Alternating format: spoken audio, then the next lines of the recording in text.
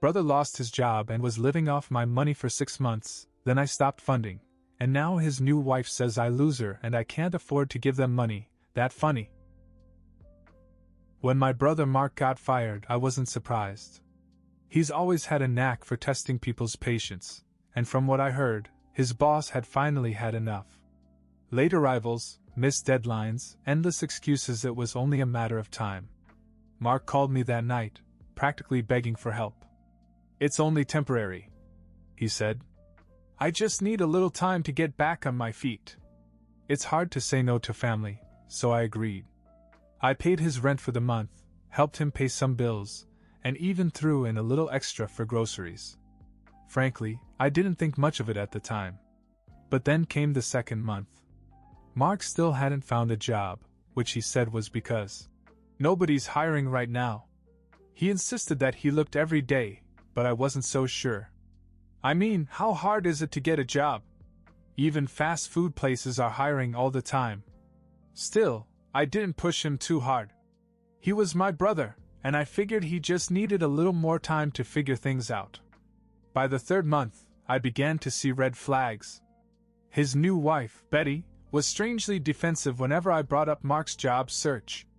She'd say things like, "He's under so much pressure right now, Jacob. Just let him breathe," or "You have no idea how hard it is to stay motivated after a blow like that." The kicker? Betty wasn't working either. She'd quit her retail job months earlier because, as she put it, it was a toxic environment. That's when I realized they weren't just struggling, they were coasting. At my expense. When I suggested that Mark might want to broaden his job search, Betty snapped back. "He doesn't need you to criticize him. What he needs is support. We're doing our best." Really? Their best? Because it didn't look like it from where I was standing. By the fourth month, they were treating me like an ATM. Groceries, rent, car repairs. Every week there was a new emergency. And whenever I questioned it, Betty would jump in with another excuse, always in that passive-aggressive tone that made it sound like I was the one being unreasonable. I should have shut her down right then and there, but for some reason I didn't. Maybe I felt guilty. Maybe I just didn't want to deal with the drama. Either way, I kept paying, hoping things would eventually change. Spoiler, they didn't. What really got to me, though, was the entitlement. It wasn't just that they kept asking for money, it was the way they acted like they owed it. Like it was my responsibility to fund their lives while they sat around, finding themselves. By the 6th month, I was done. I was tired of watching them treat my hard-earned money like their personal safety net. But what finally pushed me over the edge? Betty's reaction when I told them I wasn't going to finance their lifestyle anymore. Let's just say it was incredible. By the time I showed up at their apartment to have the talk, I'd already rehearsed what I was going to say 100 times.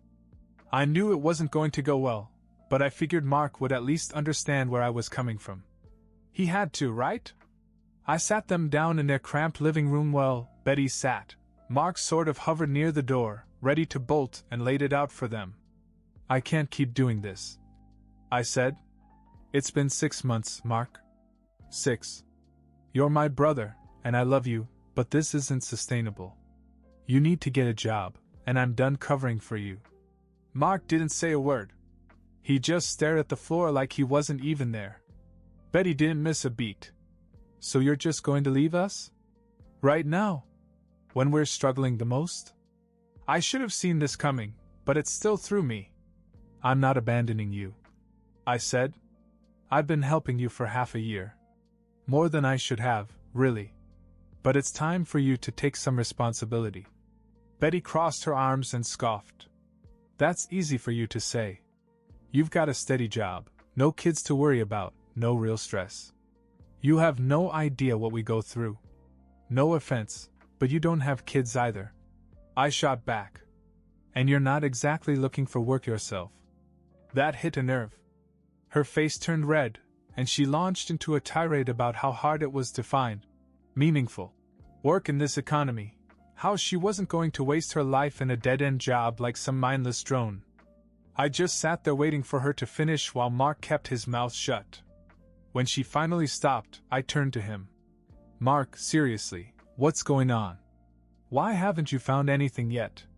You're a smart guy. You've got experience. What's the problem? He shrugged. A shrug. As if I'd asked him why he didn't write me back or something. I'm trying, he mumbled. It's just hard right now. Tough? Mark, you're not even trying. You're making excuses while I'm paying your rent. That's not tough, it's lazy. Betty jumped in again. You're so judgmental, Jacob. Do you even hear yourself? We don't need this negativity right now. What we need is support. If you were a real man, you'd understand that. That's when I lost it. A real man? Are you kidding me? A real man doesn't sit around while his brother pays his bills. A real man gets off his ass and takes care of his own life. And honestly, Betty, you don't get to lecture me about being a man when you're not even willing to contribute to your own household. She gasped as if I'd just slapped her, and for a second I thought she was going to cry. But instead she doubled down. You're just angry because you can't afford to help us anymore. That's what this is really about, isn't it? You're not as successful as you like to pretend. I laughed. Really laughed. Betty, if I couldn't afford it, I wouldn't have lasted 6 months. This isn't about money, it's about limits. And frankly, you both need to grow up. I'm done. You can find a cheaper place, get jobs, do whatever you need to do. But I'm out. That's when the begging began. Betty tried to play the victim, tears streaming down her face, begging me to reconsider. Mark still said nothing. He just stood there and let her do all the talking. Are you crazy? I said, cutting her off. I'm not changing my mind. You have 2 capable adults in this apartment, and it's time you started acting like it. I walked out before she could say anything else, but I could hear her sobbing as I left. For a second, I felt bad. Really bad. But then I remembered that they'd done this to themselves. I thought that was the end of it. But of course it wasn't. The silence lasted for about 3 days. I thought maybe they'd finally gotten the message, that they'd take a hard look at their situation and start taking steps to get back on their feet. But no. Day 4 rolled around and I got the first text. It was from Betty, of course. You're heartless, Jacob. How can you sleep at night knowing we're struggling like this? I didn't reply. There wasn't anything I could say that would make her understand or keep her from twisting it into another guilt trip. Then came the phone calls. First it was Mark, sounding awkward and embarrassed, asking if I could just help them one last time. When I said no, he tried to lay it on thick. You know I'm looking for a job, Jake. It's just taking longer than I thought it would. Mark, it's been 6 months, I said. You're not looking hard enough. If you were, you'd have something by now. I'm not asking you to become a brain surgeon overnight. You need to step up. He sighed and hung up. 2 hours later, Betty called. She didn't even try to be polite. You're pathetic, you know that? Acting like you're some big shot provider when you can't even take care of your family. What kind of man are you? Betty, I said, trying not to lose my cool. I'm not your family. Mark is my family. And I have been taking care of him for 6 months. That's 6 months longer than I should have. If you two aren't willing to help yourselves, it's not my problem anymore. She started to shout, but I hung up before she could finish. I wasn't going to waste my energy arguing with someone who thought mooching was a valid life plan. For about a week after that, I kept getting texts. Long, ranting ones from Betty, guilty ones from Mark. I ignored them all. At first it was hard. I hated the idea that they were struggling, even if they'd brought it on themselves. But eventually I reminded myself that enabling them wasn't helping anyone. Then, out of nowhere, things got weird. One morning I went out to get my mail and found an envelope taped to my door. No address, no postage, just my name scrawled across the front in capital letters. Inside was a handwritten letter from Betty. It was unhinged. Full of accusations, insults, and weird little jabs at my life. She wrote that I was a failure in disguise, and that, no wonder you're still single, you don't know how to take care of anyone but yourself. She even threw in a few lines about how Mark was too good a brother to call me out. But that I was, obviously, jealous of him. Jealous of Mark. The guy who hadn't worked in half a year and was leeching off me to pay his rent. I should have just thrown the letter away, but I couldn't stop reading it. The audacity was overwhelming. She ended it with this gem. You will regret this. When we get back on top, don't expect us to throw you a bone. You'll need us before we need you. I sat there for a minute, just staring at the paper, wondering how anyone could be so delusional. But as ridiculous as the letter was, it also made me feel uneasy. The way she kept talking about how I'd regret cutting her off, it felt like a threat. I told myself I was overthinking it, but I couldn't shake the feeling that something was coming. And I was right. I just didn't expect it to come so soon or in this way. 3 days after Betty's letter, I thought things had finally quieted down. No calls, no texts, no drama. I was even starting to feel relieved, like maybe they had finally accepted the reality of the situation. Then, out of nowhere, I got a call from my mom. "Jacob, what's going on with you and Mark?" she asked, her voice tense. I sighed. "Mom, I already told you he's been living off me for 6 months. I had to cut him off. You have to figure things out for yourself." She was quiet for a moment, then dropped a bombshell. "Well, Betty came to see me today. She said you lied about everything." "Wait, what?" "She told me that you've been spreading rumors about her, calling her lazy, and that you were happy to help until you started having financial problems. Now you're just blaming them for your own problems. Jacob, is everything okay? Are you having financial problems?" I couldn't believe it. Betty had gone to my own mother and spun some ridiculous sob story about me being the problem. "No, Mom, I'm fine. Betty's lying. They've been mooching off me for half a year and I've had enough. That's the whole story." She sighed. "Well, she said they're going to lose their apartment. She asked me for help. That's when it hit me. They were trying to guilt my mom into picking up where I left off." "What did you say?" I asked, catching myself. I told her I'd think about it. "But Jacob, their family. Are you sure you can't help them a little longer?" "Mom, no. That is exactly what they do. If you give them money, they'll never stop asking. You're just enabling them." She hesitated, but I was able to convince her not to get involved. I hung up feeling frustrated and exhausted, but at least I'd nipped this in the bud. Or so I thought. 2 days later, Mark and Betty showed up at my door. Unannounced.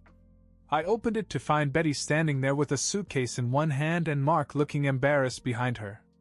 "What is this?" I asked, already dreading the answer. "We're moving in," Betty said matter-of-factly, pushing past me into the apartment. "Excuse me?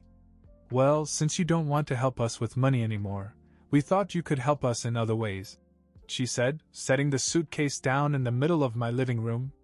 "Don't worry, it's only temporary." I stared at her, stunned. "You can't be serious." "Why not?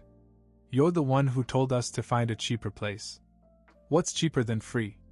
I looked at Mark, waiting for him to say something, but he just shrugged his shoulders like this was all perfectly normal.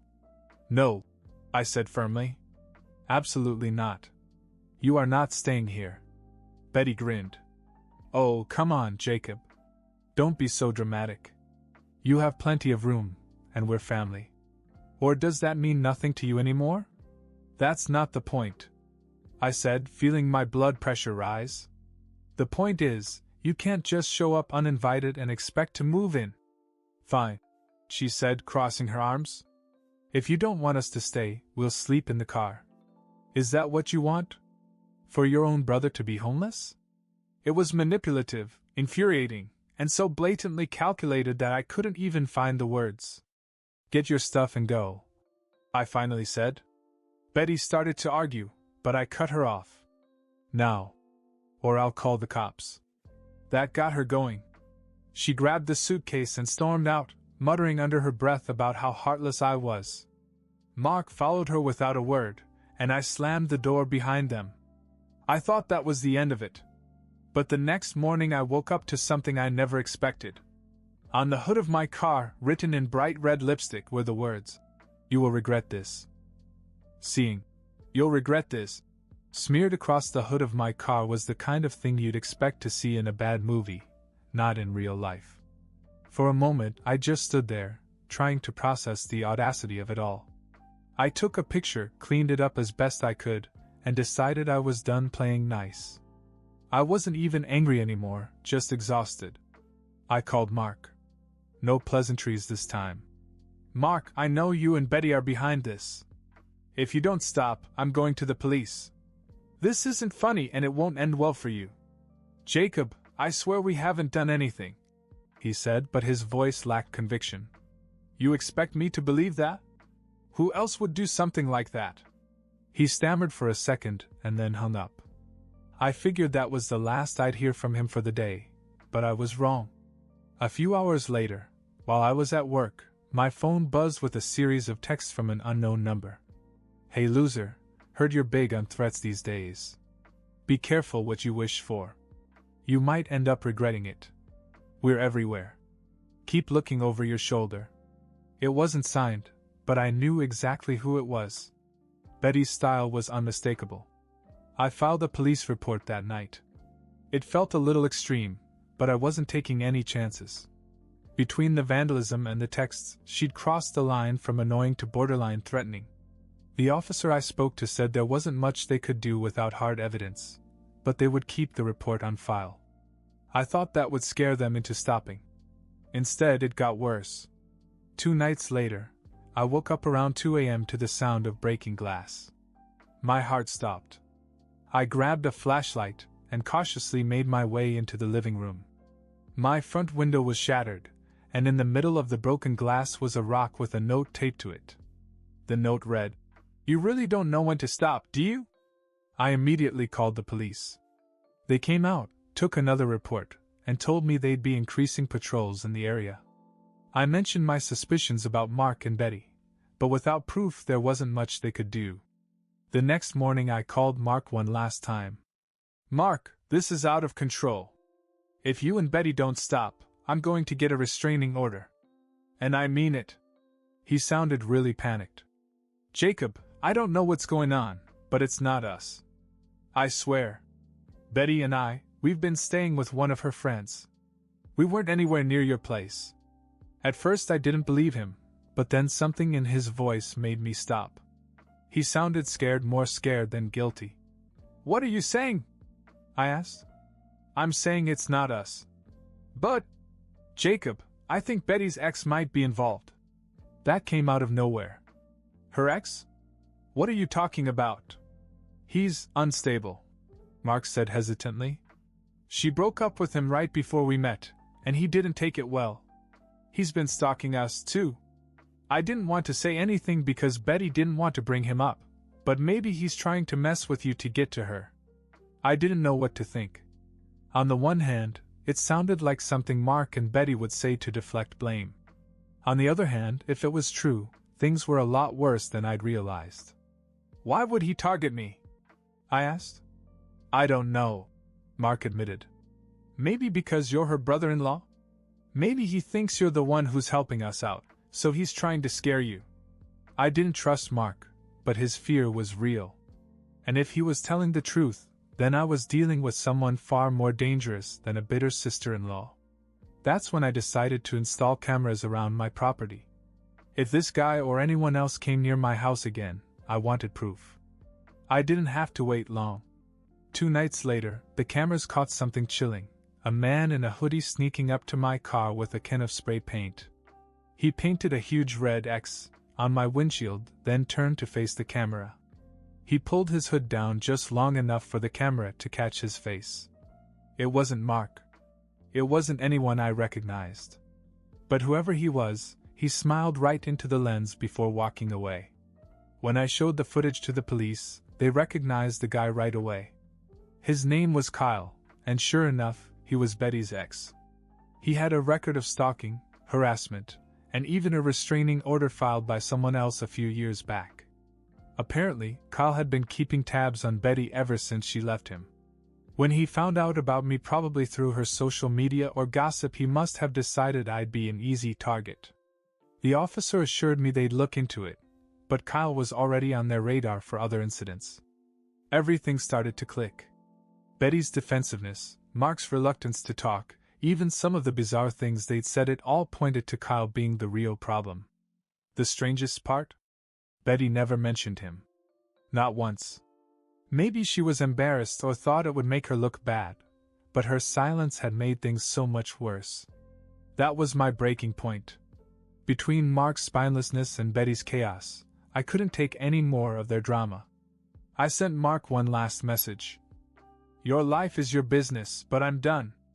I've dealt with enough fallout from your mess, and I'm not sticking around for any more. Don't contact me again. Then I blocked both of them. A month later, I moved to another city.